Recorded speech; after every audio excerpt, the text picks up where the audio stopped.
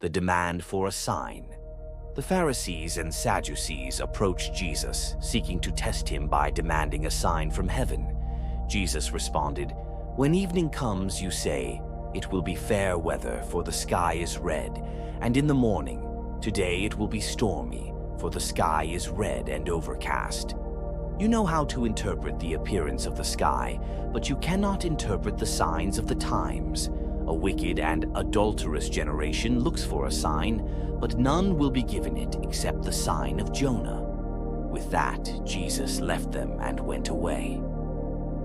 The yeast of the Pharisees and Sadducees. As they crossed the lake, the disciples realized they had forgotten to bring bread. Jesus warned them, "Be careful. Be on your guard against the yeast of the Pharisees and Sadducees." The disciples discussed this among themselves, thinking, "It is because we didn't bring any bread." Aware of their discussion, Jesus asked, "You of little faith, why are you talking among yourselves about having no bread? Do you still not understand? Don't you remember the 5 loaves for the 5,000 and how many basketfuls you gathered? Or the 7 loaves for the 4,000 and how many basketfuls you gathered? How is it you don't understand that I was not talking to you about bread? But be on your guard against the yeast of the Pharisees and Sadducees." Then they understood that he was not telling them to guard against the yeast used in bread, but against the teaching of the Pharisees and Sadducees. Peter declares that Jesus is the Messiah. When Jesus came to the region of Caesarea Philippi, he asked his disciples, "Who do people say the Son of Man is?" They replied, "Some say John the Baptist, others say Elijah, and still others, Jeremiah or one of the prophets." "But what about you?" he asked. "Who do you say I am?" Simon Peter answered, "You are the Messiah, the Son of the living God." Jesus replied, "Blessed are you, Simon, son of Jonah, for this was not revealed to you by flesh and blood, but by my Father in heaven. And I tell you that you are Peter, and on this rock I will build my church, and the gates of Hades will not overcome it. I will give you the keys of the kingdom of heaven. Whatever you bind on earth will be bound in heaven, and whatever you loose on earth will be loosed in heaven." Then he ordered his disciples not to tell anyone that he was the Messiah. Jesus predicts his death. From that time on, Jesus began to explain to his disciples that he must go to Jerusalem and suffer many things at the hands of the elders, the chief priests, and the teachers of the law, and that he must be killed, and on the 3rd day be raised to life. Peter took him aside and began to rebuke him. "Never, Lord," he said, "this shall never happen to you." Jesus turned and said to Peter, "Get behind me, Satan. You are a stumbling block to me. You do not have in mind the concerns of God, but merely human concerns." Then Jesus said to his disciples, "Whoever wants to be my disciple must deny themselves and take up their cross and follow me. For whoever wants to save their life will lose it, but whoever loses their life for me will find it. What good will it be for someone to gain the whole world, yet forfeit their soul? Or what can anyone give in exchange for their soul? For the Son of Man is going to come in his Father's glory with his angels, and then he will reward each person according to what they have done. Truly I tell you, some who are standing here will not taste death before they see the Son of Man coming in his kingdom." The Transfiguration. After 6 days, Jesus took Peter, James, and John, the brother of James, and led them up a high mountain by themselves. There he was transfigured before them. His face shone like the sun, and his clothes became as white as the light. Just then Moses and Elijah appeared, talking with Jesus. Peter said to Jesus, "Lord, it is good for us to be here. If you wish, I will put up 3 shelters, one for you, one for Moses, and one for Elijah." While he was still speaking, a bright cloud covered them, and a voice from the cloud said, "This is my Son, whom I love. With him I am well pleased. Listen to him." When the disciples heard this, they fell face down to the ground, terrified. But Jesus came and touched them. "Get up," he said. "Don't be afraid." When they looked up, they saw no one except Jesus. As they were coming down the mountain, Jesus instructed them, "Don't tell anyone what you have seen until the Son of Man has been raised from the dead." The disciples asked him, "Why then do the teachers of the law say that Elijah must come first?" Jesus replied, "To be sure, Elijah comes and will restore all things.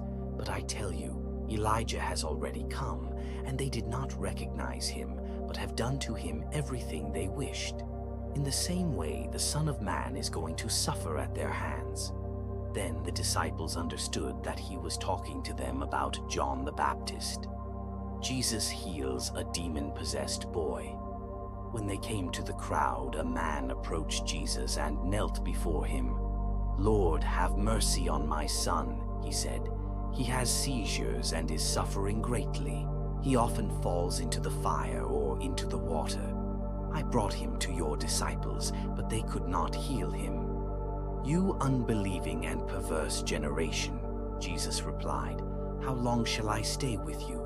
How long shall I put up with you? Bring the boy here to me." Jesus rebuked the demon, and it came out of the boy, and he was healed at that moment. Then the disciples came to Jesus in private and asked, "Why couldn't we drive it out?" He replied, "Because you have so little faith.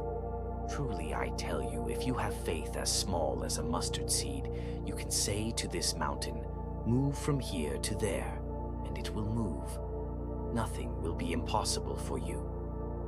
Jesus predicts his death a second time. When they came together in Galilee, Jesus said to them, "The Son of Man is going to be delivered into the hands of men. They will kill him, and on the third day he will be raised to life." And the disciples were filled with grief. The temple tax. After Jesus and his disciples arrived in Capernaum, the collectors of the 2 drachma temple tax came to Peter and asked, "Doesn't your teacher pay the temple tax?" "Yes, he does," Peter replied. When Peter came into the house, Jesus was the first to speak. "What do you think, Simon?" he asked. "From whom do the kings of the earth collect duty and taxes? From their own children or from others?" "From others," Peter answered.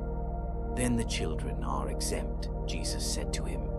"But so that we may not cause offense, go to the lake and throw out your line.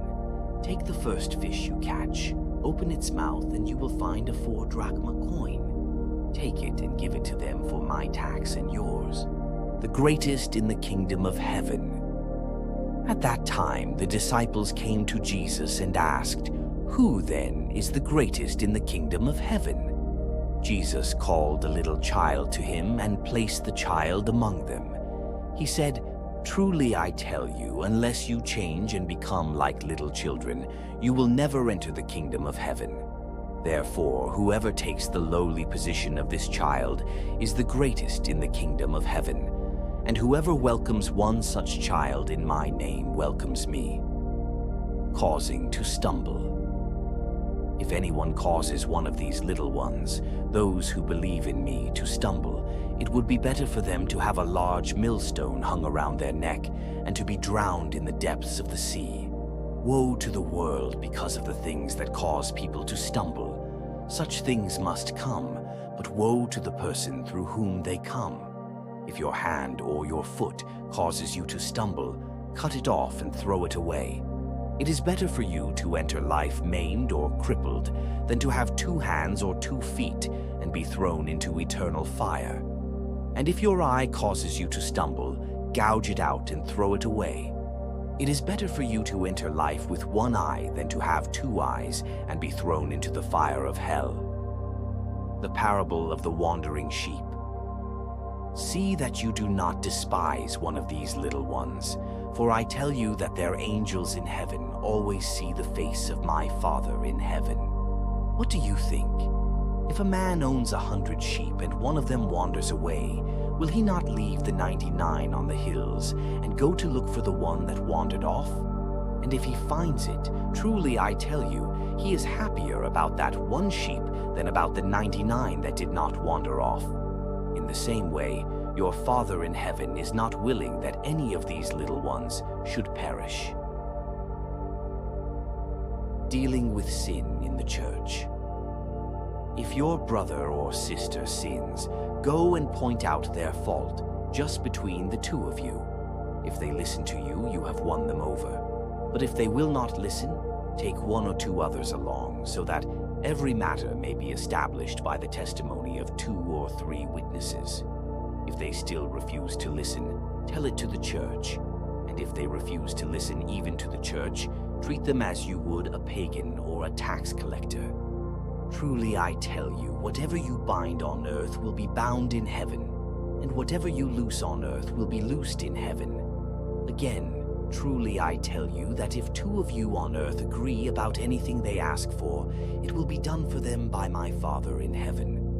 For where 2 or 3 gather in my name, there am I with them.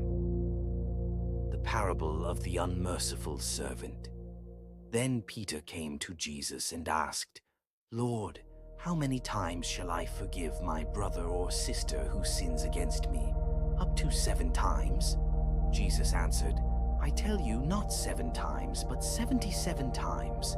Therefore, the kingdom of heaven is like a king who wanted to settle accounts with his servants. As he began the settlement, a man who owed him 10,000 bags of gold was brought to him. Since he was not able to pay, the master ordered that he and his wife and his children and all that he had be sold to repay the debt. At this, the servant fell on his knees before him. Be patient with me, he begged, and I will pay back everything. The servant's master took pity on him, canceled the debt, and let him go. But when that servant went out, he found one of his fellow servants who owed him 100 silver coins. He grabbed him and began to choke him. Pay back what you owe me, he demanded. His fellow servant fell to his knees and begged him, Be patient with me and I will pay it back. But he refused. Instead, he went off and had the man thrown into prison until he could pay the debt. When the other servants saw what had happened, they were outraged and went and told their master everything that had happened. Then the master called the servant in. You wicked servant, he said, I canceled all that debt of yours because you begged me to. Shouldn't you have had mercy on your fellow servant, just as I had on you? In anger, his master handed him over to the jailers to be tortured until he should pay back all he owed. This is how my heavenly Father will treat each of you unless you forgive your brother or sister from